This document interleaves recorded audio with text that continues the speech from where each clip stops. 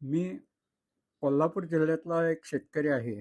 शेतात काम करताना ज्या अडचणी आल्या त्या सोडवण्यापायी भूसूक्ष्मजीवशास्त्राचा अभ्यास केला आणि या अभ्यासातून एक नवीन शेती पद्धती विकसित झाली. शेतीतल्या अनेक अडचणी ज्या होत्या त्या या शास्त्रानं सोडवल्या.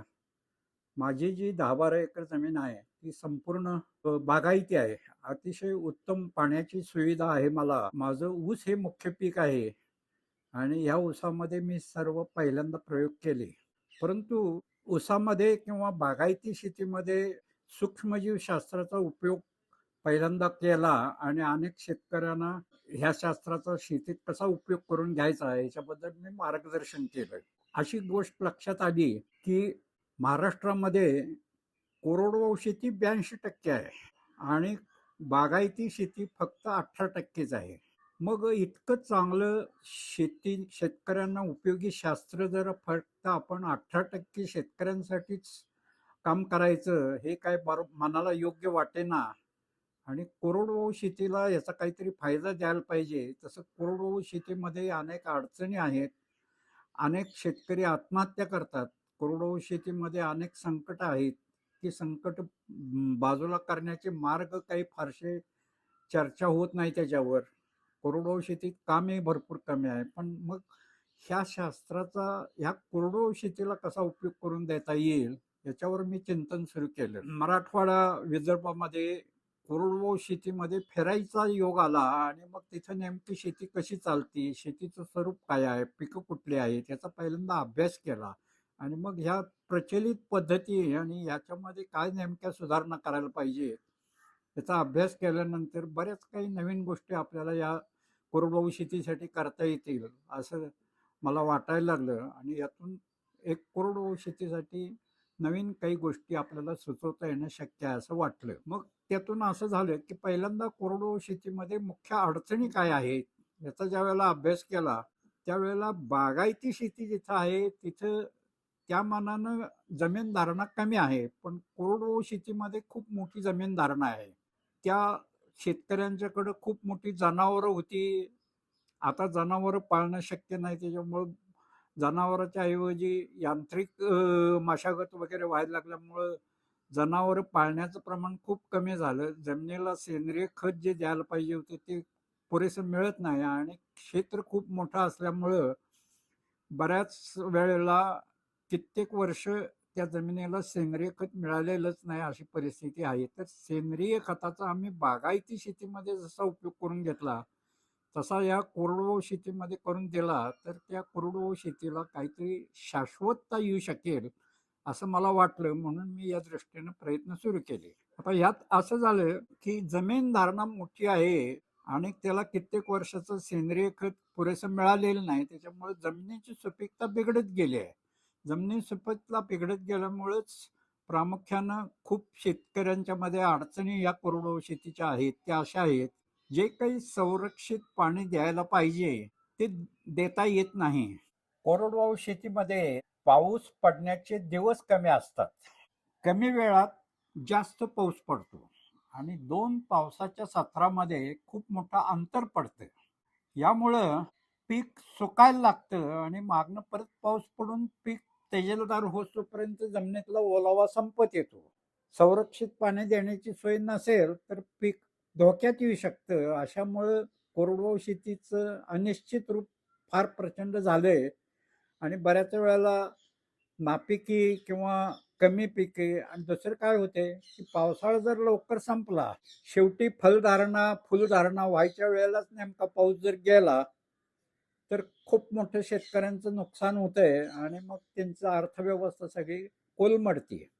यासाठी मग आपल्याला काय करता येईल, तर ह्या सूक्ष्मजीवशास्त्राचा अभ्यास केल्यानंतर पहिली गोष्ट अशी आहे की कोरडवाहू शेतीला जर संरक्षित पाणी देण्याची सोय झाली तरच कोरडवाहू शेतीमध्ये शाश्वतता येईल. पण ही संरक्षित पाण्याची सोय करताना काही गोष्टी मुद्दाम लक्षात घ्यायला पाहिजे. ती संरक्षित पाण्याची सोय आपल्या बागायतीसारखी विहिरी काढणे, शेततळी करणे, त्याचे उपसा सिंचन करणे, ते ठिबक करून पाणी पाजणे हे कोरडवाहू शेतीमध्ये कुठलंही शक्य नाही. अशी काही योजना पाहिजे, की अजिबात खर्च न करता आपल्याला शेतकऱ्यालाही खर्च नको किंवा सरकारवरही त्या खर्चाचा बोजा नको. अगदी फुकटामध्ये जर आपल्याला पाणी संरक्षित देता आलं, तरच आपल्याला कोरडवाहू शेतीमध्ये शाश्वतता आणता येईल. आणि मग हे कसं करता येईल याच्यावर आपण चिंतन सुरू केलं. त्यातून काही गोष्टी आपल्याला ज्या सापडल्या त्या मी असं सांगतो, की कोरडवाहू शेतीमध्ये पहिली गोष्ट आहे, की जमिनीची सुपीकता टिकवून ठेवण्यासाठी सेंद्रिय कर्ब हा जमिनीमध्ये पुरेसा दरवर्षी दर पिकाला मिळाला पाहिजे. आता हा दरवर्षी सेंद्रिय कर्ब मिळवण्यासाठी पहिले कोरडवाहू शेतीमध्ये पूर्व मशागत करून शेती करायची जी पद्धत आहे ती बंद केली पाहिजे. मागल्या पिकाचे जमिनीखालचे अवशेष हेच पुढच्या पिकासाठी सेंद्रिय खत असं शून्य मशागतीचं जसं बागायती शेतीमध्ये काम करतो तसं कोरडवाहू शेतीमध्ये काम केलं पाहिजे. आता 2026च्या हिशोबानं पूर्व मशागतीसाठी प्रचंड मोठा खर्च आहे. 5 ते 10,000 रुपयापर्यंत दर 40,000 खर्च येतो आणि हा कोरडवाहू शेतीचं सगळ्या शेतीला करणं परवडत नाही. बऱ्याच वेळा 2-3 वर्षानंतर जरी नांगरणी केली असली तरी कमीत कमी पैशामध्येही कोरडवाहू शेतीमध्ये हा मशागतीचा खर्च आणि जमिनीची सुपीकता टिकवून ठेवण्यासाठी बाहेरून सेंद्रिय खत आणून टाकायचा खर्च, हे दोन्ही खर्च शेतकऱ्याला डोईजड आहेत. तर पहिलं आम्ही म्हणतो की कोरडवाहू शेतीमध्ये पूर्व मशागत ही पूर्ण बंद केली पाहिजे. मग कोरडवाहू शेतीला बैल पाळणे किंवा ट्रॅक्टरनं स्वतः घेऊन मशागत करणे किंवा भाडं देऊन मशागत करणे ही दोन्ही कामं बंद व्हायला पाहिजेत. आणि प्रत्येक जमिनीच्या तुकड्याला प्रत्येक पिकाच्या सुरुवातीला सेंद्रिय खत मिळाल्याशिवाय या जमिनी पहिल्यांदा सुपीक होणार नाही. आता हे सेंद्रिय खत मिळून दिलं की जमिनीची जलधारण शक्ती वाढते आणि जलधारण शक्ती वाढल्यानंतर 2 पावसाच्या खंडामध्ये अंतर पडलं तर त्याच्यामुळं कमीत कमी जमिनीमध्ये पाणी धरून ठेवल्यामुळे नुकसान होते. नुकसान कमी करता येईल. आणि बिना नांगरणी शेती केल्यामुळे जमिनी जी दडपून राहते ती दडपून राहिल्यामुळं जरी मध्ये पावसाचा खंड पडला तरी वरून पडणाऱ्या उन्हामुळं कमीत कमी जमिनीच्या थरातल्या पाण्याचं बाष्पीभवन होऊन जातं आणि खालच्या थरातला ओलावा टिकून राहतो. त्याच्यामुळं पीक दीर्घकाळ वाढ टिकून ठेवू शकतं. आता ह्याच्यामध्ये आणखीन सुधारणा जर करायच्या झाल्या तर कोरडवाहू शेतीमध्ये मुख्यत्वे करून 2 गोष्टी आहेत, की पिकाची शाश्वती नसल्यामुळं कोरडवाहू शेतीमध्ये लांब अंतरावरची कापूस आणि तूर ही 2 मुख्य पिकं आहेत. आणि शेतकऱ्यांच्याकडे पद्धत अशी आहे, की ह्या 2 पिकं लांब अंतरावरची आहेत. त्या लांब अंतरावरच्या मध्ये मिश्र पीक घेतलं जातं. ते साधारण सोयाबीन, उडीद, मूग यासारखी मिश्र पिकं घ्यायची आणि लांब अंतरावरचं पीक कापूस आणि तूर घ्यायचं. तर पहिल्यांदा आम्ही ह्याच्यावर अभ्यास केला त्याच्याप्रमाणे असं आम्हाला वाटते, की लांब अंतरावरची पिकं घेताना जमिनीमध्ये मिश्र पीक कुठलेही घेऊ नये. मध्ये एखादा पट्टा जो आहे तो जलसंवर्धनासाठी वापरावा. काही जमिनीचा भाग हा पीक उत्पादनासाठी आणि काही जमिनीचा भाग हा जलसंवर्धनासाठी वापरायचा. आता हा जलसंवर्धनासाठी कसा वापरायचा? तर कापूस किंवा तूर ह्या 2 लांब अंतरावरची मुख्य पिकं आहेत.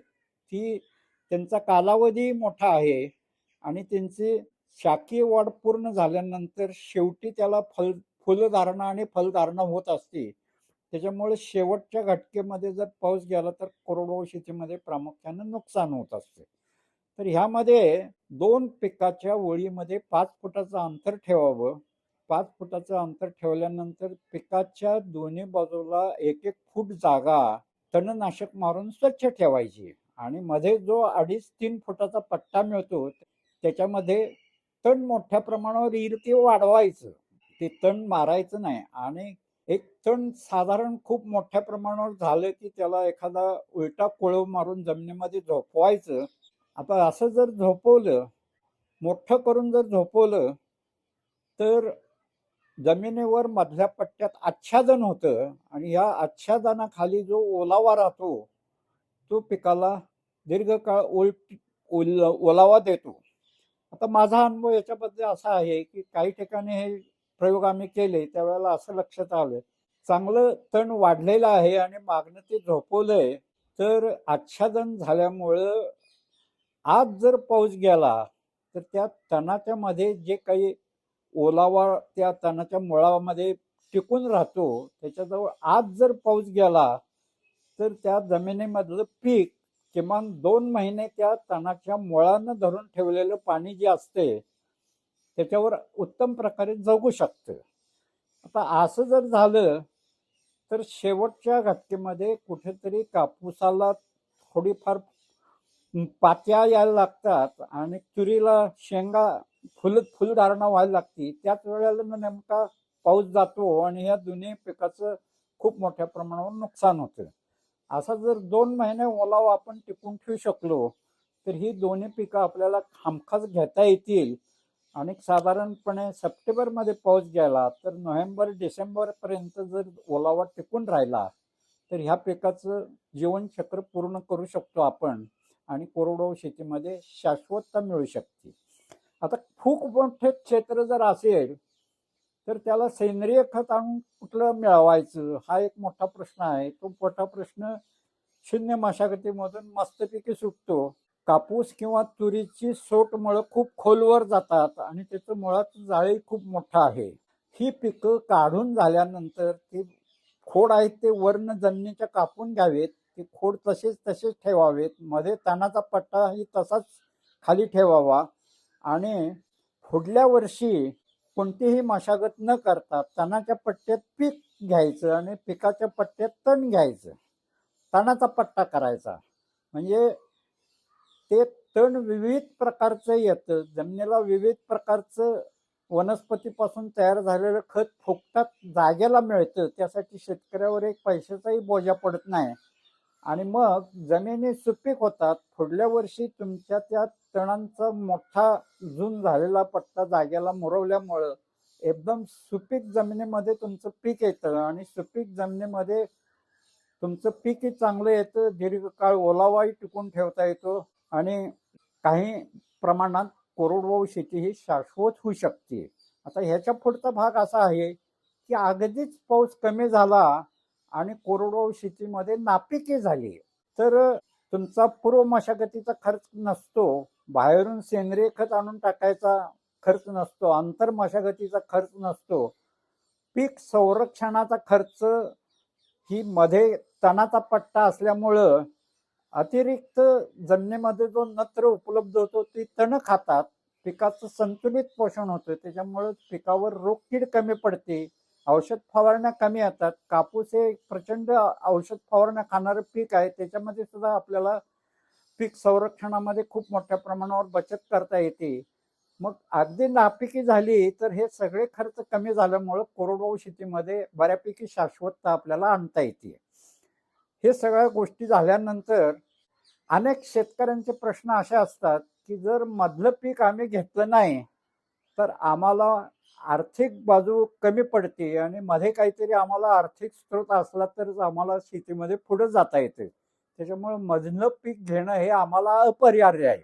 अशी ज्याची परिस्थिती आहे त्यांनी काय करावं, तर आपल्या एकूण जमिनीपैकी काही भाग बाजूला काढावा. मुख्य पिकाचा भाग एका बाजूला आणि मिश्र पिकाचा भाग एका बाजूला सुट्टा करावा आणि त्या जमिनीमध्ये पूर्णपणे ते मिश्र पीकच घ्यायचं. तिथं मुख्य पीक आणायचं नाही आणि कोरडवाहू जमिनीमध्ये तुम्ही तणाचा पट्टा आणि पिकाचा पट्टा अशा पद्धतीनं तुम्ही करायचं.